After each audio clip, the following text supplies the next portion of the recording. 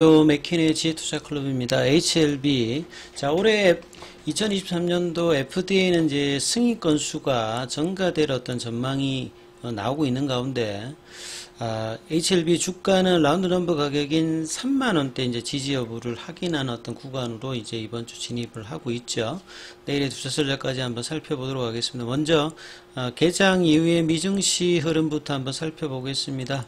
지금 이제 다우 지수 같은 경우에는 0.65% 강세 흐름이 나타나고 있고요. 이 나스닥도 이제 강보합세, S&P 500 같은 경우도 0.30, 중소형주 중심의 러셀 2000 같은 경우에도 0.75% 강세가 나오고 있습니다. 유가는 조금 빠지고 있고요. 금값도 좀 하락하고 있습니다. 자, 이번 주에 이제 CPI 어떤 지표라든지 매크로 지표가 항상 이제 월 초에 나오게 되죠.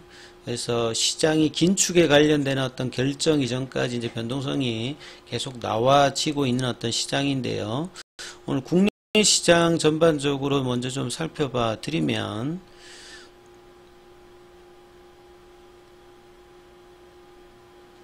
자, 시장에서는 지금 오늘도 지난주와 마찬가지로 외국인들이 현물에서 매도, 기관들도 매도했는데 이제 선물 쪽에서는 외국인들이 좀 매수를 좀 해줬죠.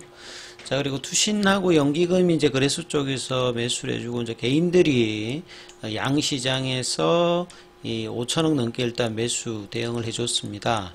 자, 원달러 환율 자체가 1원 50전 올라서 1306원 정도를 기록하면서 외국인 수급에 영향을 주고 있죠. 자, 코스피 쪽에 상승 종목 수보다 하락 종목 수가 소폭 많았고, 이 코스닥 쪽에서는 한 200여 개 이상 정도, 장중에 마이너스로 갔다가 플러스로 갔다가 이 변동성이 좁은 어떤 흐름에서 이제 뭐 일단 계속 나타났는데요. 이 코스피보다는 이제 코스닥 쪽에 종목들의 어떤 하락폭이 컸습니다. 특히 이제 이 반도체 관련되는 소부장 종목들이 최근에 좋았다가 지난주 이제 삼성전자의 잠정 실적 발표 이후로 삼성전자하고 하이닉스가 조금 조정의 흐름들을 보이면서 오늘 이제 반도체 관련되는 소부장 종목들이 급격하게 좀 하락을 하면서 영향을 좀 줬죠. 이러다 보니까 이제 시장에서는 종목들이 그 새로운 종목들이라기보다는 틈새 종목들이 많이 좀 움직였죠.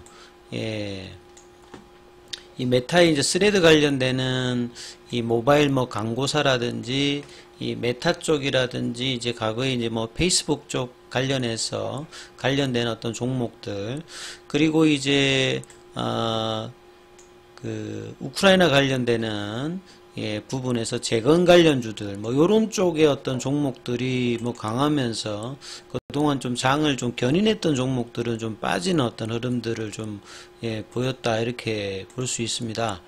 자, HLB 관련되는 어떤 흐름을 보게 되면, 오후장에 이제 큰 흐름이 나오지 않으면서 결과적으로 이제 아침에 조금 이제 반짝 3만원 이탈을 했다가 31,000원 부근까지 가는 어떤 흐름이 나왔습니다만, 자, 이 흐름이 이제 31,100원에 맞췄죠. 그리고 시간에가 한 200원 정도 올라서 31,300원 정도. 수급 요인을 좀 살펴보게 되면요.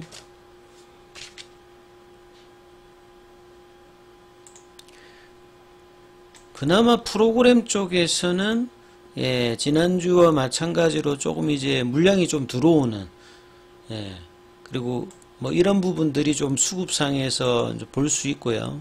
그래서 이제 거래원 순간 거래량에서 오전에 이제 뭐 모건스탠리나 JP모건이나 UBS나 메릴린치에서 이 물량 들어오는 어떤 부분들이 잡혔는데, 이게 뭐 강하게 유입이 됐다기보다는 좀 뭐 3만원대 그 라인에서는 이 차트상으로도 장기 박스권 하단 국면에 있는 어떤 구간이기 때문에 거의 뭐 작년 연말 연초 가격 부분으로 지금 내려오고 있는 어떤 구간이죠. 그래서 이런 부분들로 수급이 그나마 조금 밖에 있습니다만, 볼린저 밴드 하단에서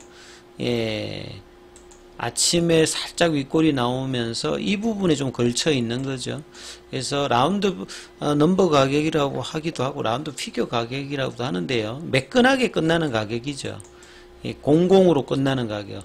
이 가격이 이제 내려올 때는 이제 서포팅 라인으로 이제 영향을 주는 거고, 이제 위로 이제 갈 때는 저항의 영역으로 이제 프레시하는 어떤 이 역할을 하게 되는 영역인데, 여기에 대한 어떤 지지 부분들을 6월 말과 마찬가지로 또 이제 7월달 중순에 하게 되는 어떤 상황이죠. 그래서 차트상으로는 이렇고 수급상에 이렇습니다만, 사실 이제 7월달 말 이후부터는 사실 이제 NDA 신청을 했던 이 간암 관련되는 부분의 결과를 지금 앞두고 있기 때문에, 이런 부분을 앞두고 이제 이런 상황이 벌어지고 있기 때문에 상당히 좀 아쉬운 부분이 있습니다. 그래서 제가 뭐 좀 자료를 한번 찾아보면요. 요게 이제 작년 연말에 나왔던 자료입니다. 뭐 국내에서 이제 뭐 나왔는데 외신을 보도한 부분들 했죠. 그래서 이제 비기스트 포텐셜 런치 2023년도 올해에 이제 기대되는 블록버스터 후보 이제 약물 승인 기대되는 부분들도 리스트가 나왔고, 여기는 이제 이벨루이트 파마에서 이제 소스를 해서 한 거죠. 근데 작년에 이제 FDA 신약 성인 건수가 좀 작았습니다. 예년보다 크게 줄어들었는데요. 보통 이제 한 50개, 60개 정도 이렇게 되거든요. 그래서 올해는 50개 정도 후보 물질이 판매 허가될 것이라고 일단은 전망을 하고 있고, 그 다음에 이제 이런 부분들이 이제 올해나 내년도에 영향을 준다라고 하면 신약 허가 관련되는 부분들에 대한 어떤, 특히 항암제 라인의 어떤 부분들은 긍정적인 어떤 영향을 뭐 줄 수 있다, 이렇게 볼 수가 있겠죠. 자, 그래서 이 지금 NDA 신청 서브미션을 이제 넣고 난 다음에 지금 여기가 이제 뭐 NDA 리뷰는 이제 본 심사로 이제 들어가는 어떤 상황이니까, 이 서브미션 액티비티를 하고 난 다음에 이 파일링 관련되는 부분이 문제가 없다라고 하면, 그러면 이제 이 과정을 가는 거죠. 이걸 이제 뭐 6개월짜리를 갈 건지 뭐 10개월짜리를 갈 건지는 이달 말 이후에 이제 구체적인 윤곽이 나올 건데요. 그래서 이제 이 부분도 좀 더 이제 데이터를 한번 검색해서 찾아보면, 이 통계의 어떤 부분들은 좀 통계니까 이 부분들을 너무 뭐 이렇게 신뢰할 수도 없고, 또 너무 또 부정적으로 볼 필요는 없는 거겠죠. 여기 과거에 이제 2016년에 있는 부분들 구글 검색에서 종양질환 관련되는 이 부분들의 FDA 승인 가능성을 보면 5.1입니다. 그러니까 이거는 전체 이제 1상, 2상, 3상을 뭐 해서 이제 하는 거고요. 보통 이제 2상에서 가장 낮다는 부분을 알 수가 있습니다.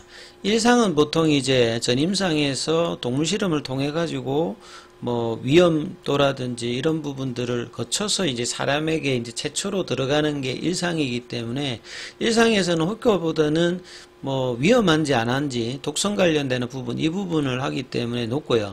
실질적으로 효과가 있는지 여부가 이제 2상부터 나오기 때문에 2상에서 이제 확률이 확 떨어지죠. 그래서 여기가 이제 데드밸리인데, 이 부분을 좀 지나고 나면 이상에서 어느 정도 효과를 치고 이제 대규모로 이제 효과를 다시 한번 확인하는 이제 3상에서 한 40이고, 여기를 이제 통과하게 되면 NDA나 VLA를 이제 신청하고 최종적으로 할 때는 확률이 확 올라가는 거죠. 이게 암종에 따라서도 다릅니다만, 질환에 따라서도 보면 종양질환이 가장 FDA 관련되는 부분에서 승인 가능성이 전반적으로 낮죠. 낮고, 그 다음에 이제 NDA 신청을 했을 때도 확률상으로 보면 이제 종양질환 관련되는 부분이 제일 낮습니다. 근데 이제 이게 최근에 좀 업데이트 됐던 거, 요게 이제 2020년도 기준으로 한 10년치를 이제 통계적으로 이제 분석해서 보면 종양질환, 온컬로지 관련되는 부분을 보면 10년 동안에 임상 1상 관련되는 부분 이행을 했던 게 1600개 1600개 정도 됩니다. 한국에서 보통 이제 파이프라인 후보가 한 1600개 되거든요. 뭐 암이든 뭐든 다 합쳐보면. 예, 그만큼 종양질환에 10년 동안에 FDA 이제 관련되는 부분을 넣었던 부분들, 그 중에서 한 절반 정도가 이제 다음 단계로 넘어갔다는 거죠. 그리고 이제 이상에서는 보시게 되면 턱 줄죠. 이전하고 똑같은 트렌드를 가지고, 삼상에서는 이제 이상을 통해서 이제 넘어온 물질이 이제 허가 신청 관련되는 부분은 넘어가는 쪽이 이 정도 되고요. 그 다음에 그래서 이제 전체 1600개 정도가 되면 이제 이행이 한 300개 정도가 되는 거죠. 10년 동안. 그러면 뭐 1년에 뭐 한 3, 40개 정도? 그 중에서 이제 한 거의 대부분은 승인 났다 이거죠. 그러니까 1년에 한 몇 개 정도는 거의 다 대부분 승인이 되었다 이 말입니다. 요런 어떤 통계 데이터가 있으니까 회사가 이제 그 허가 관련되는 부분에 자신한다, 요런 어떤 부분에 어떤 통계적인 어떤 그 받침은 좀 된다라고 보여주고요. 그 다음에 이제 좀 데이터에서 제가 한번 뽑아봤는데요. 자료를 이제 한번 참조해 보시면 2015년도부터 2018년도까지 국내에서 제약바이오 수익률 탑스 30에 보시게 되면 2015년도, 2016년도, 2017년도에 HLB의 장기 차트가 좋을 때입니다. 그러니까 이제 임상의 본격적인 부분도 있겠습니다만, 그 당시에 어제도 말씀드렸습니다만 이 면역관문 억제제가 이 부상을 하면서 병용 파트너로서 관심 있는 파이프라인을 가지고 있는 어떤 회사들은 굉장히 관심이 높으면서 주가 상승이 되었죠. 2015년도에 HLB가 연간 기준으로 2배 가까이 올랐습니다. 그리고 2016년도에는 이 당시 이제 G3BNT죠. G3BNT가 이제 주가가 올라가 있고, 2017년도에 보면 이 테라피틱스도 많이 올랐고, 예. 그 다음에 이제 HLB, 요 당시에 이제 안구건조증으로 할 때고요. 2017년도에 또 HLB가 2배 가까이 올랐습니다. 그래서 과거에 이제 HLB가 2015년도, 2016년도, 2017년도 이럴 때 장기 투자를 하셨던 분들과, 근데 이전에 2010년도부터 하셨던 분들은 주가가 굉장히 높은 어떤 흐름을 가고 이제 삼상 관련되는 기대감이 이제 있을 때죠. 그리고 이제 2018년도에는 생명과학이 이제 100% 넘게 올랐고요. HLB가 이때도 100% 넘게 올랐습니다. 그래서 참 뭐 2019년도 이제 삼상의 어떤 결과를 앞두고 주가가 계속 이제 견조한 흐름을 연간 단위로 올라갔죠. 2019년도에는 연간으로는 이제 한 40%인데요. 상반기 이제 급락을 하고 이 바닥에서 이제 주가가 올라갔던 때였죠. 그래서 연간으로 보면 HLB가 계속 이제 2015년도부터 해가지고 5년 동안에 올라갔습니다. 근데 이제 2020년도 이제 그 뒤에 이제 NDA 신청이 이야기가 없으면서 그때부터는 이제 상위권에 없죠. 예. 제약은 이제 그러니까 HLB가 이제 이때부터 M&A를 하면서 뭐 생명과학이라든지 제약이 이제 이렇게 들어오면서 그 관련주들은 주가가 올라가고, 최근에 이제 이런 흐름이 비슷하지 않습니까? HLB가 이제 뭐 인수 쪽 관심이 드는 어떤 종목들은 올라가고, HLB는 빠져나가는 어떤 흐름들이 2020년도부터 이제 요렇게 연간으로 보면 나오죠. 2021년도에도 보면 생명과학은 마이너스인데 그래도 상승률 위에 30 이하 안에 들어가고요. 작년에 보게 되면 생명과학, 그 다음에 HLB가 작년에 한번 움직였다가 빠졌기 때문에 연간으로는 뭐 한 10%대 마이너스 정도 흐름을 보여주고 있거든요. 그래서 이제 과거의 어떤 사례를 보면 이 신라젠이 한참 좋을 때 이제 10조까지 갔는데 지금 한 5천억 정도 안 되죠. 예, 재상장하고 난 다음에. 그 다음에 신풍제약이 이제 코로나 때 이제 코로나 치료제 관련되는 부분으로 뭐 한 10조까지 갔습니다. 그래서 뭐 국내에서 이제 좀 뭔가 유동성이 공급되고 장이 어떤 주도주로 부각되면 시가총액이 저 정도 가죠. 지금 HLB 시가총액이 4조가 안 되지 않습니까?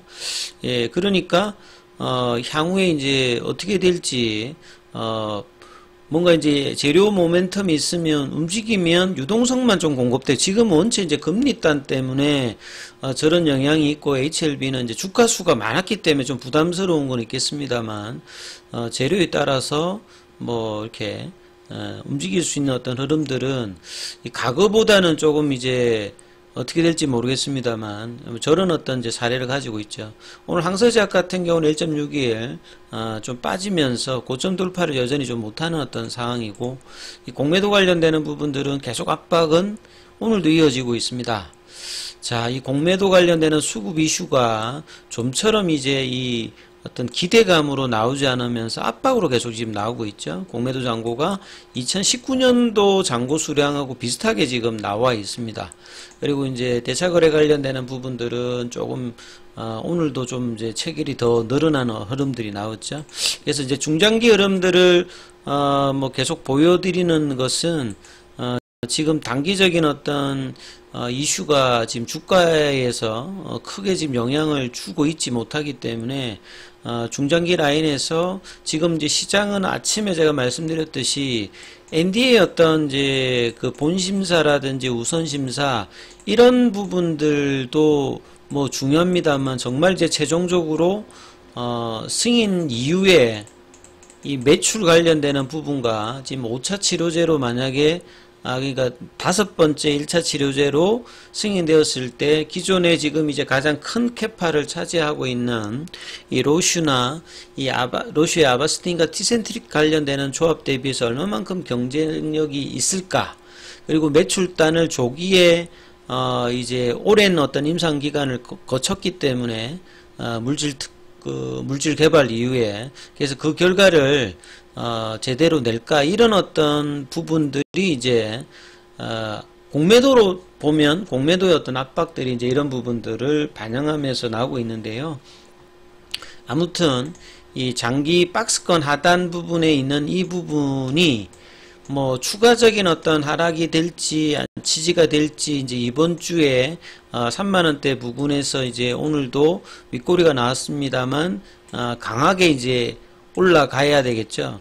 강하게 올라가지 않는다라고 하면 플랫형과 이 지리한 어떤 흐름들을 계속할 수 있기 때문에 바닥을 확인한다는 말은 단기적인 부분들은 32,000원과 최소한 34,000원 위에 이게 있을 때 3만원에 대한 어떤 흐름들이 확인이 되면서 그 다음에 조금 이제 7월달에 이슈를 바라볼 수 있는 어떤 흐름으로 만들어지는데, 그게 이제 이번 주에 어떻게 형성되는지가 중요하기 때문에 이 부분을 참조하시면서 흐름 판단해 보시기 바라겠습니다. 여기까지 하겠습니다.